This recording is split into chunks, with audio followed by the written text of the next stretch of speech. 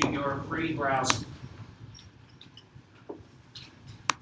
Make it in different languages. I was impressed when I came in here, and I appreciate your patience and listening to me, because I know that I don't speak that clearly. But language, people are going to access things. Now, we know in Larry's town, Austin, Texas, that English is the first language, but as many people, there is a huge Spanish-speaking population.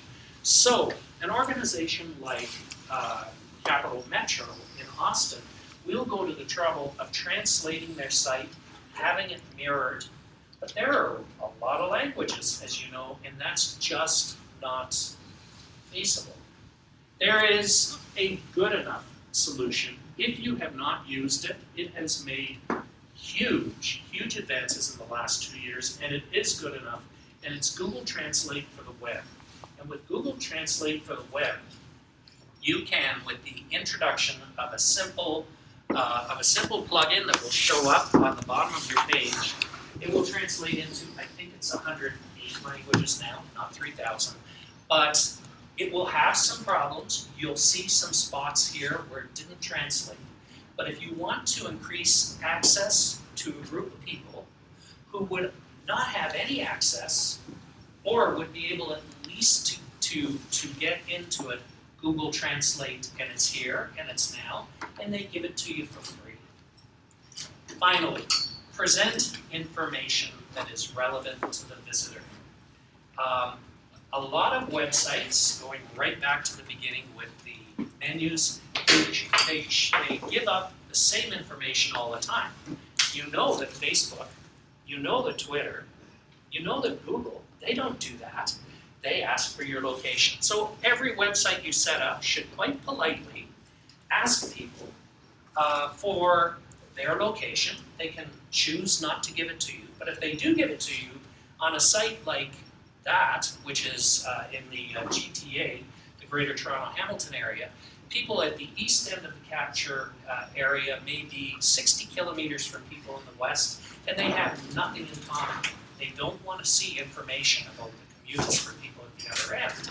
They want to see theirs. And so you can ask for that, and then you can serve it up in the order in which they want it. So we can reach out to more people. I hope these are helpful.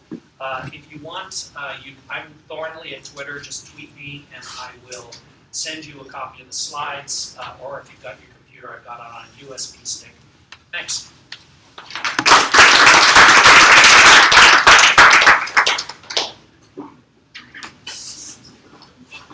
Try to follow those two, huh? Yeah. Difficult. All right. So, I see it's got my stream still up.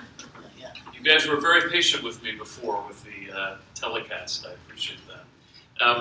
I'm going to talk a little bit about ways in which technology has informed my practice of public engagement, mainly in Austin, Texas, which I know is like a separate country from the United States. So if you don't speak Texas English, I'll translate it to American English. But Austin is actually a very technological city. I don't know if you know this, but Dell Computer is in Austin. Samsung have a big presence in Austin. Advanced Micro Devices. So there is an expectation where I live that there will be sophisticated opportunities for someone to participate in dialogue through technology. This is like an expectation, a given. It's also an expectation in my city that they will be able to influence policy. It's a very active city in that way. So I have two different challenges that I have to meet. But I think it's important to understand why we even pursue this in the first place, beyond the tech companies wanting to use tech or the citizens wanting to be actively engaged. I think that, Joe illustrated very nicely the far-ranging ubiquitousness now of devices that enable us to connect. But the other thing I think that's very important to consider is you have to consider the needs of the participant. And many participants have barriers, obstacles, challenges to coming to a meeting, right? We think of that as just, okay, I'll go to a meeting, it's exciting, it's interesting to me, or I'm a democracy geek or something. But what if you have children? What if you do not have a car and it is not accessible by transit, or the transit will take 1.5 hours to get there each way? What if the subject matter is too complex for you to just walk in and start talking? What if you're an introvert? I'm not pointing to myself, as you can tell, I'm maybe not an introvert. But what if you're introverted or shy, and just the idea of sitting down with people you do not know is intimidating, is scary? So for all of those people, a technological opportunity can mean the difference between whether they participate or whether they do not. It's a make or break. It also is very important to think of people who have limited time. In other words, if we think of the ways that we organize our lives, right? I'll give myself as an example. I have a wife and 2 children. So I have the family, box, let's say. I have my job, and I might have like a spiritual, I go to a synagogue. There's not much time left, right? I have to sleep at some point. And so there is no sort of bucket for community meetings. There's no time allotment for that. Sometimes I will make an exception because I want to go, or it's my job, or what have you. But it's not like I have a set time. Okay, 5 hours a week I'm available for community events, meetings. Most people cannot say that. So we have to keep in mind that even though they will be spending less time engaging through texting or online than they might have at a face-to-face meeting, that doesn't mean it can't be meaningful participation. It can still have an impact and an influence on their ultimate policy decisions. So some statistics that come from the United States, they're very similar, I think, to what Joe was sharing. These come from the Pew Center for Internet. But as you can see, internet penetration is very high, although there are variations for ethnic groups and age and education level and income. So there is a very large percentage, at least in the US, that have no home internet. And that's important to me because if I only provide a face-to-face and an online, there is a missing group, right? A tremendous number of American adults have a phone, more than half have a smartphone, and 30% say that their mobile is something they cannot live without. I am scared to think what they answered about their children or their spouse, but they said they cannot live without their mobile phone. So this is some of the reasons why this becomes so relevant. So what you saw me demonstrating a little while ago is this notion of putting several technologies together for the benefit of all citizens. So in the United States, every municipal government and many other governments have access to a television station. It is theirs by law. In other words, if a cable company wants to operate in the United States, they must set aside a channel for the municipality or the county or the state to use. And so it got me to thinking, usually we are just putting city council meetings and you're just watching. What if we created an interactive experience for the citizen? And so when we do the demo, what you'll see is this was a regular community meeting, but people could call, they could text, or they could tweet. And so as the result, instead of having 60 people at the meeting, at one point we had more than 1,000 people participating in the meeting. Now, if I'm a policymaker, a counselor, my reaction to that is, oh, now I have a much better understanding of the public, because otherwise I'm just getting, like the man said in the panel, the kind of the frequent attendees, the ones that come to everything, and they may have very extreme positions, and I'm missing a lot of input from other people who can't get in the car, who are disabled, who have children and can't get out, whatever it is. And so this really harvests as many technological resources as I can think of, at least in one meeting, so that nobody is really left out. If you don't have a television, you can call in. If you don't have internet, you can call in. If you have no internet at all, the television still will carry this channel on every television. So it's a way to really create access for people that I think would otherwise have no access at all, for whatever reasons. And it's something that I've spent a lot of time working on. Now, it's also important to remember that it kind of goes to your point in question, like, okay, how do we deal with everyone that has a concern or a complaint? And I think it's important to say that some of the platforms that already exist, and this is a screenshot from Twitter, can actually be very beneficial particularly in a crisis. So in the midst of a terrible car wreck that hurt many people in Austin, someone was tweeting to the police department to give a statement and was able to get a response, right?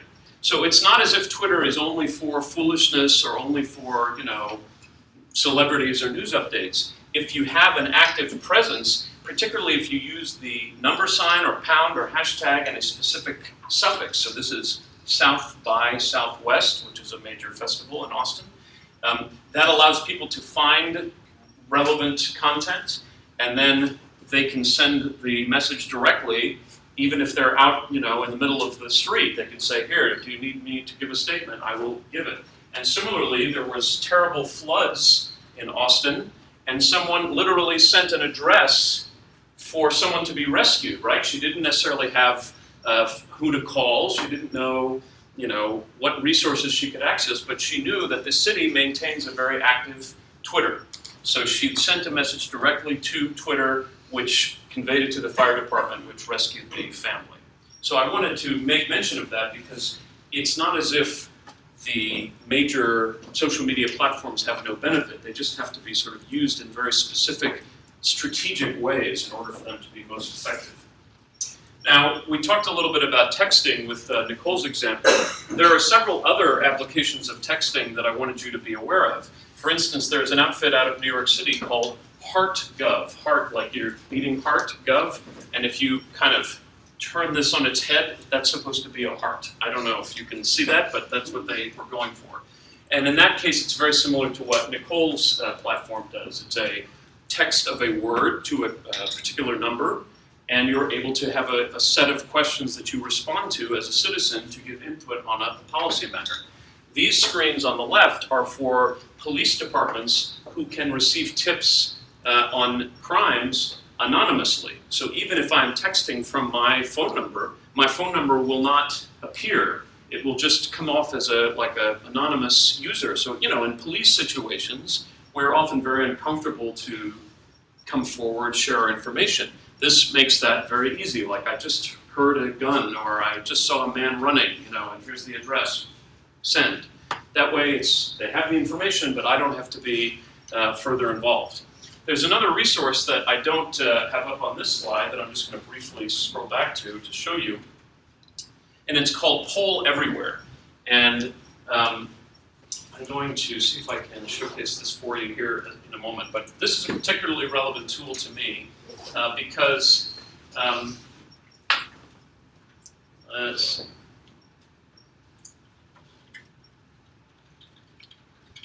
what Poll Everywhere allows me to do is conduct real-time surveys using text messaging in a way. Wait, I forgot to do what she showed me, and I forgot. There it is. Thank you. So you can. I don't want to take too much time with this, but what you see is that it allows someone to send a text message and then input their response. And so I will use this very, very frequently at a public meeting. Why will I use it? Well, to go back to what we were talking about earlier, sometimes you have these sort of noisiest people taking up the microphone the most. And so you get the feeling that the people you're hearing from represent the whole community. Meanwhile, someone is sitting in the back, I don't want to say what I think, I'm embarrassed, I don't want to be confronted by this angry person. So what this does is allow me to hear from what we might say the silent majority, the people who may not feel comfortable presenting to a large crowd, but in fact will be willing to participate. So I'll just do a quick a demonstration on my own phone to show you how it populates. And you can set this in all different ways. You can set it to where it updates in real time. You can set it to where it does not show the results as you go, but I typically will use the real-time updates. So there you see my answer, right? Now the beauty of this is it has nothing to do with how close I'm sitting to the computer. It's a cloud. It's in the internet cloud, right? It's online. It's not based on having to have like a controller that's close enough to pick up a signal from a computer. So I've used this on the television town halls, even if someone is sitting 50 miles away, as long as they can see the screen, they can participate. And this is extremely affordable, very, very affordably priced. The clickers tend to be very expensive, and this tends to be extremely inexpensive. You could pay maybe $20 US and have access for 1 month, as many polls as you wanted to use. And I'm not receiving any compensation for saying this. Should mention that. Okay, so let's see. Almost finished. I don't know how many people are familiar with NextDoor, but I want to make brief mention. I don't know whether it's gotten much attention outside of the US. It is extremely popular in the United States. It's almost become like a neighborhood resource, a place where you sign up for a page based on where you live. So for instance, I live in a subdivision called Mueller in Austin, and I have to authenticate that I live there by like a credit card statement, or they send me a postcard to my house and I have to write the code and what have you. And what's wonderful about it is the city can then decide, okay, this message is only really for the east neighborhoods, right? It's about a project in the east side, or this is a project in the south. And so they can select which neighborhoods to notify. So like Joe was saying with Facebook, it's like, oh, I stubbed my toe today. Oh, I made macaroni. Oh, I went to a party. Oh, it's all, mashed up. In this, it's mainly neighborhood information only, and you can only access your neighborhood and the nearby neighborhood. So it's a really nice resource in that regard. There is a company out of BC, out of British Columbia, called MetroWest, which is evolving the way we think about taking a survey. Because surveys oftentimes are, what do you think? Choice A, B, C, D, right? What's different about MetroWest, and this is just one of their screens that they use, is the different ways that they present the information. So in this particular case, they're asking about transportation solutions. And what they've done is they've given 3 different approaches to how to address the traffic in this community. And they've measured it against different metrics that they asked about in the first question, right? So in this slide, priorities, they ask how important are these priorities to you? And then let us show you the different approaches and how they measure up to your priorities that you just told us about. So it's almost as if it's a, not interactive, but a, what would I say, an iterative survey. In other words, it plays off of the answers you're giving to give you a chance to have a more informed answer to the survey. If you just ask someone, what should we do about traffic? Well, they might give you just a reflex answer. But if you say, what are you concerned about? Well, I'm concerned about, car accidents. Okay, so traveler safety. This approach is very good for traveler safety. And they compare the different approaches. So MetroWest is a very interesting platform to use for that. We're also starting to see a lot of platforms that enable people to skip going to the meeting of the council and instead make a comment about their agenda on the computer. So you're seeing a screenshot from a group called E-Comment, the letter E, comment, which, as you can see, it takes the entire agenda of the city council. You can press support, neutral, or oppose. You can make a comment, and they limit the amount of text because the person who speaks is limited in their time, so you limit the text. You can also record a video comment, add an attachment, and submit. So again, for someone who has much less time, but really has something they want to contribute to the council, this can be a great resource for them. Now, I don't want to upstage the incredible work of 76 Engage, which I may become a client of at some point, by the way. But we developed a platform several years ago that we're very proud of called SpeakUpAustin. It's speakupaustin.org. And the thinking behind this platform was we wanted it to serve multiple purposes. One of the things we wanted to facilitate was the ability of citizens to submit ideas that then others could comment upon, or they could put a thumbs up like they do on Facebook. So this incorporates some of the same elements of Facebook, except I am the controlling person. I am a moderator. So if someone says, that's a stupid idea, Kelsey, you're full of garbage, I can press a little button and suddenly that comment, is archived for the moment and I can have a conversation with the person. By the way, it was a very good whatever it was. And so another component to this is what's called a threaded discussion, which is to say, someone posts a comment, posts an idea, and the comments flow down from that idea, and the moderator can interject and say, oh, interesting thought, have you considered this? Or, I'm not sure how this ties into our topic here. Can you explain your connection? So it's not simply write whatever you want and it'll all be there and the trolls will take it over and so on. It's there with a purpose, a specific purpose, and the moderator can help steer the conversation based on the relevance it has to the topic. And so we have signed up about 6,500 people on this site, in addition to the many others who have gone on and done a survey but not registered. And for us, that's very meaningful as a number. Because for us in Austin, a critical mass, a statistically valid number, would be like 1,000 people. That would be a good sample size. So 6,500 is good. We still have a long ways to go, but we're very pleased. So this is called SpeakUpAustin.org. There are also many tools out there that I'm very fond of that help with spending decisions. So this comes from Bang the Table, which is a vendor here, which is a coincidence. I didn't put this slide because they're a vendor. But they've created a tool in which you're told how much money you have available to you. You choose the projects that appeal to you. You can get more information or make a comment. And every time you choose to spend money, it tells you, oops, you're over the budget. And do you want to stay over budget and require a tax increase, or do you want to change your spending so that there is no tax change required? This is extremely important because so many times we get citizens who give what we would say in America the laundry list, right? I want this, I want this, I want this, I want this. Why didn't you give me this, this, and this? Well, because we do not have the money. So to put the citizens into the shoes of the government to understand what the money challenges are is a very valuable thing to do. Because then they understand, okay, I need to really focus. What is my main priority? What am I really interested in spending? Sir? Is it a kind of simulation that we This saw? is a simulation. Okay, yes. Yes. There is, I can send you the Austin page, which is current. In other words, it has current budget figures to give you a better example of it. But this is just a simulation. Yes, sir.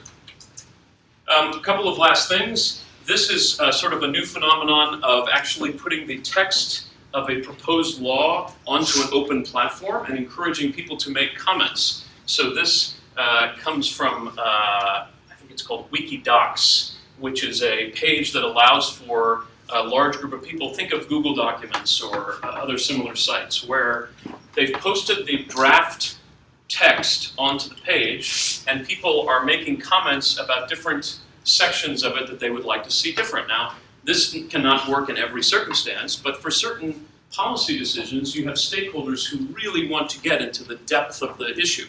And so what better way than for them actually to see transparently how the draft is coming together and say, I'm a little concerned about this, or could you consider that, or this has an unintended consequence. There's another platform called Open Comment, which does something very similar, and we're using it in Austin right now. But it's all in the same vein of enabling people to get a closer look at the actual policy under discussion and make comments directly on it.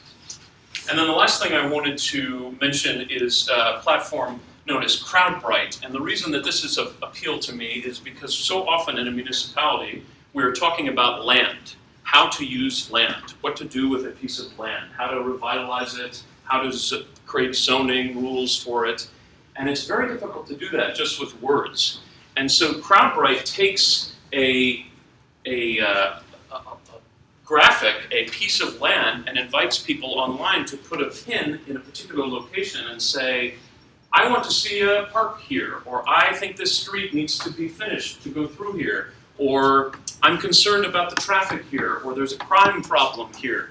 If you think of the charrette concept, the charrette for land use, it's almost like taking that and extending the audience to virtual. And it can be used both at the event itself as well as away from the event. So someone who can't come to the event can do it, but it also can be helpful to update what's happening around the room at a land use charrette. So the name of this particular platform is CrowdRight, B-R-I-T-E. And it's a very interesting way to work with kind of a mix of topics that require some visualization. Okay.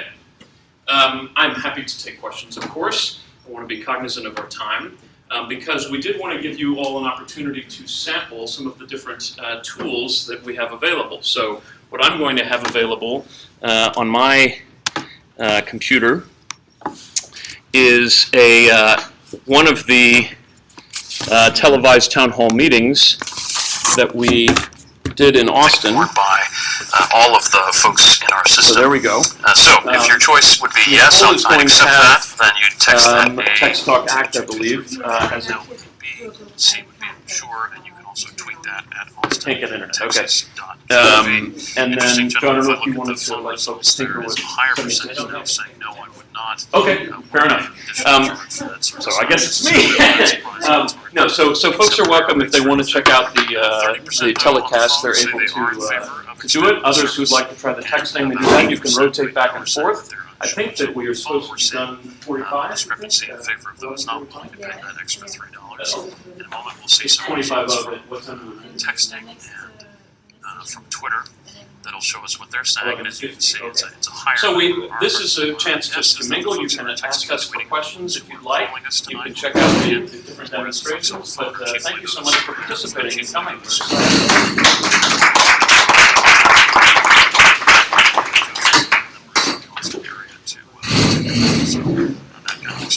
All right. So again, if you'd like to join us and make some comments. Oh, please do! Absolutely. I'm setting it up right now because it's fun. Just make Spanish at 888-400-9342. I'm going to look through my list of comments and questions that I've got here from folks on the phone. And I see a comment from Francis, and I would love to be able to bring Francis on air to share. Yes, but I mean, you can use it from anywhere in the We should world. be able to hear Francis's comment. Francis, if you can hear me, please go ahead. Land or area you're talking about, if someone can give you Yes, ma'am, you're on the air. Go ahead and share your comment. well, there's a moderator, just like I was speaking of before. Well, it's typically an official from whichever agency has decided to lead the dialogue. So for me, it's municipality. Some places it would be federal, national government, some places. And when you say can, you have a large can. There is a vendor, this is a commercial product, and the CrowdRight is a commercial, yes, all of those products are commercial products.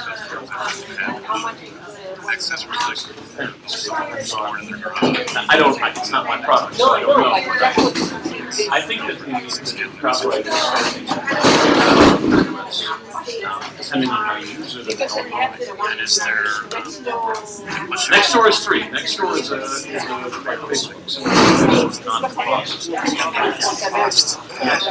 Many people I put down are just I would also add that as we drop the gas, I have relationships there if you have interest internet and beyond as the we US. I don't know where they are. that's what challenges. But they are free. There may be a need Very important. For me, that's very much dependent on as we multiple different ways of cycles throughout the house. facilities Like that plastic we channels that may not be organizations that send out information. We're going to go to some other Social media apps. Yes. actually that was made to us, I believe, in our Spanish language. I didn't see that. Juan says, I think weekly Oh, no, pickup no, is no excessive. question. The interesting thing about our games like that is that we have so many registered users. Essentially, I do want to go to Pat. That's why it's so helpful Called to in. have that. And I'd like to get Pat's comments. Pat, if you can hear me, please go ahead. Okay. No. So nice to talk to you. My wife and I visited. It's very nice there. NextDoor is a free site like Facebook, similar for your presentation, do you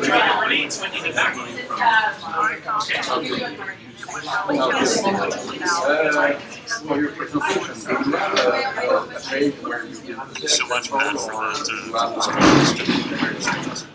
part of this discussion is your to decide presentation? which comes first, the inviting speaker?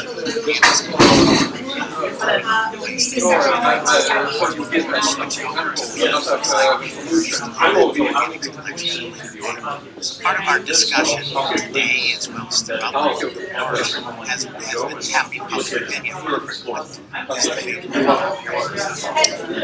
We've also had a caller calling in, Lewis. Lewis has some opinions about weekly pickup website. Lewis, if you can hear me, you're on the air. So there's a group in the US called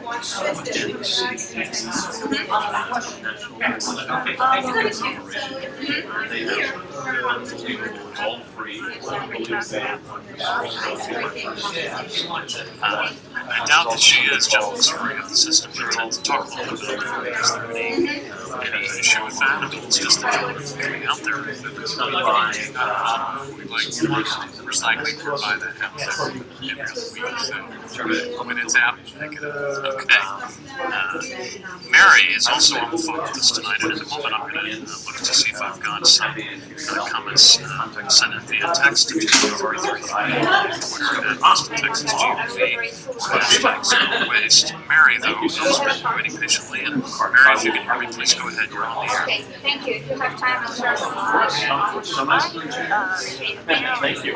All right. So let me show you quickly. I related when you described your SpeakUpAustin because we do the reverse. We do of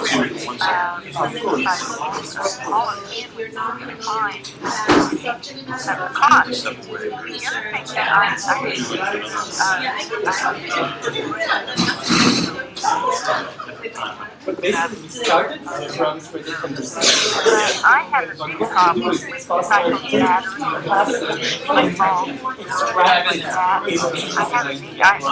So each idea is just connected to a thread or to many threads that can have an abstraction idea. And there's always a connection between the conversation and I'm going to send you something that might relate to this and see similarities and differences are another platform in the US that I'm thinking of has kind of this concept, but maybe yours is better. I don't know. I don't know either. I'd be happy to I'd love to. your. I don't have a card either. I have your email. Okay, you have. I'll send you. I'll send you. My name is Marc-Antoine. Marc-Anthony. Nice to meet you. And you'll get an email to you today. Okay. I'm curious to have your. Yeah. Basically, I find it interesting that you